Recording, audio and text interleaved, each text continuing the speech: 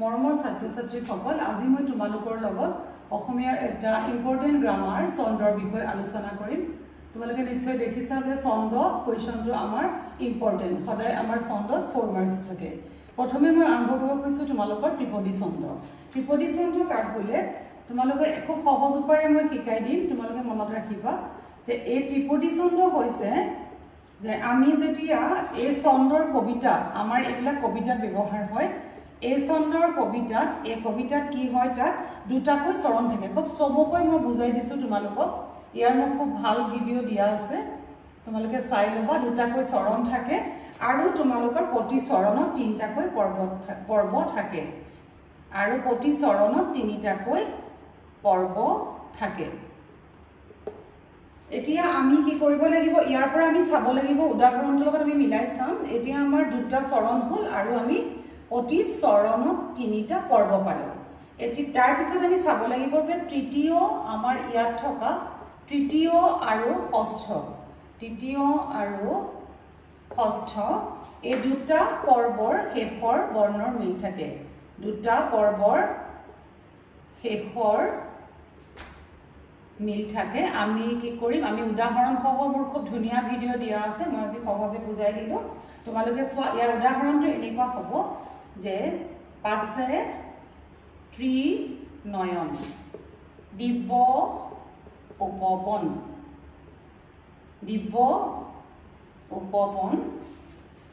দেখিলন্ত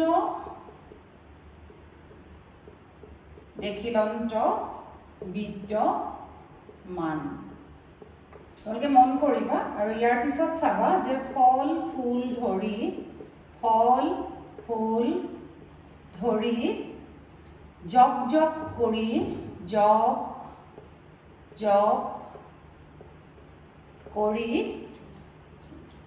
আছে যত বৃক্ষমান।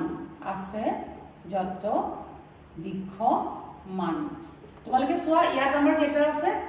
6টা। এতিয়া আমাৰ এই গোটেই কেইটা কি হৈছে, আমাৰ পৰ্ব কেইটা আছে বুলি কৈছে? দুটা চৰণ থাকে। এয়া এটা আৰু এয়া এটা, দুটা চৰণৰ পৰ্ব কেইটা থাকে? 3টা। 1 1 1 অৰ্থাৎ 1 2 3 এই তিনিটা পৰ্ব।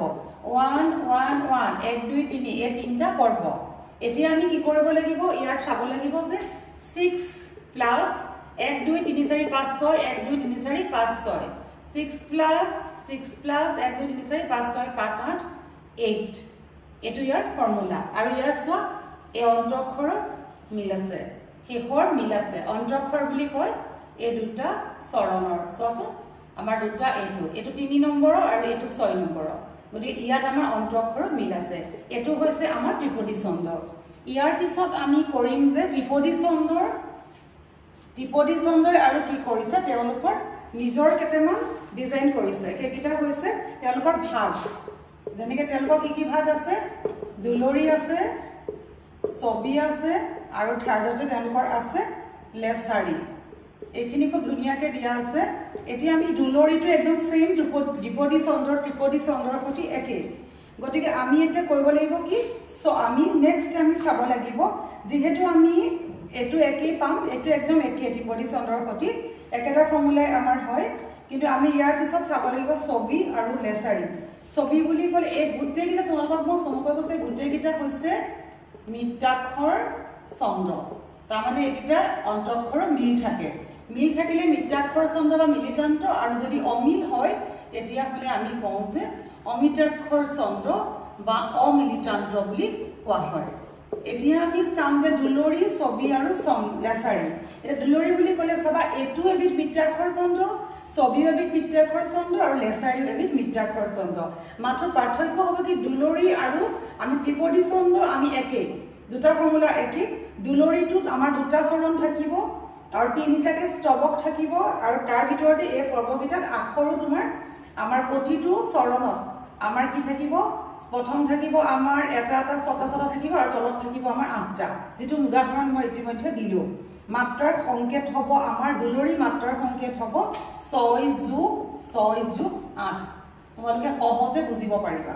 আৰু ছবি বুলি ক'লে অকণমান বেলেগ হ'ব, এইটো ত্ৰিপদী ছন্দ, কিন্তু ইয়াত আমাৰ থাকিব স্তৱক থাকিব মাত্ৰ 2টা, প্ৰায় একেই। একদম মনত ৰাখিবলৈ সহজ, খালি ইয়াৰ ফৰ্মুলা হ'ব 8 যোগ 10 মানে প্ৰথমৰ আমি যেটো উদাহৰণ লৈছিলো সেই উদাহৰণত ইয়াত যেনেকৈ আছিল ধৰা তোমালোকৰ পাছে ত্ৰিনয়ন এতিয়া তোমালোকে আমি যদি যাও আমি ছবিলে গলে ইয়াত আমি ইয়াত 1 2 3 4 5 6 টোটাল পালো 6টা সংখ্যা কিন্তু ছবিৰ ক্ষেত্ৰত এই প্ৰথমত হ'ব 8টা সংখ্যা আমি 8টা সংখ্যাৰ এটা তোমালোকক কৈ দিব পাৰো ধৰি লোৱা সপোন কানে কানে সব এইটা উদাহৰণ কিন্তু যি দিছো তাকে কৰিব লাগিব কাৰণ কিয় যথেষ্ট টান হয় পাহৰি যাবা সেই কাৰণে নিৰ্দিষ্টকে সপোনত কানে কানে 1 2 3 4 5 6 7 8 এই উদাহৰণ ধুনিয়াকে মোৰ দিয়া আছে এটো চাবা মই সহজে শিকাই দিলো এটো হৈছে এই 8টা থাকিব হিফালেও থাকিব 8টা আৰু ইয়াত থাকিব 10টা টোটাল আমাৰ 8 যোগ 8 যোগ 10 এটো হৈছে ছবি আৰু ইয়াৰ পিছত আমি আন এটা চাব লাগিব এটো হৈছে লেছাৰি ক্ষেত্ৰত আমাৰ কি হ'ব 10 যোগ 14 এতিয়া হলে আমি একদম একে সংখ্যা লিখিবা একে শব্দ লিখিবা খালি আমাৰ ইয়াৰ সংকেত আমাৰ যিটা চিন থাকিব মাত্ৰা সংকেতটো অলপ বেলেগ বাকি সব ফৰ্মুলা একে হ'ব একটা মুখস্থ কৰিলে গুটেকিটা পাৰিবা ইয়াৰ ক্ষেত্ৰত মই এটা দেখাই দিছো নমো নিত্য নিৰঞ্জন তেতিয়া হলে আমি চালু 1 2 3 4 5 6 7 8 9 10 এনেকে 10টা থাকিব 10 যোগ 14 এটো মাত্ৰা সংকেত হৈছে লাছাৰি গতিকে মৰমৰ ছাত্ৰ ছাত্ৰীসকল তোমালোকক খুব ধুনিয়া ভিডিও দিয়া আছে তোমালোকৰ যেনেকৈ যি কলনি নহয় সদায় চন্দৰ কাৰণে 4 নম্বৰ থাকিব তোমালোকক মই বুজাই দিছো আৰু দি থোৱা আছে ভিডিও ভালকে চাই লবা তোমালোকে তো পৰীক্ষাৰ কাৰণে কমপ্লিট কৰিবা আৰু ইয়াৰ পিছত আমি বেলেগ গ্ৰামাৰ আলোচনা কৰিম তোমালোকে ভিডিওটো শেয়াৰ কৰিব নাপাহৰিবা আৰু তোমালোকে মৰমতে এটা লাইক কৰিবা যেটো কৰিলে ভাল লাগিব তোমালোকে বুজিছা বুলি কম পাম থ্যাংক ইউ আজিলে থাকিলে ইমানতে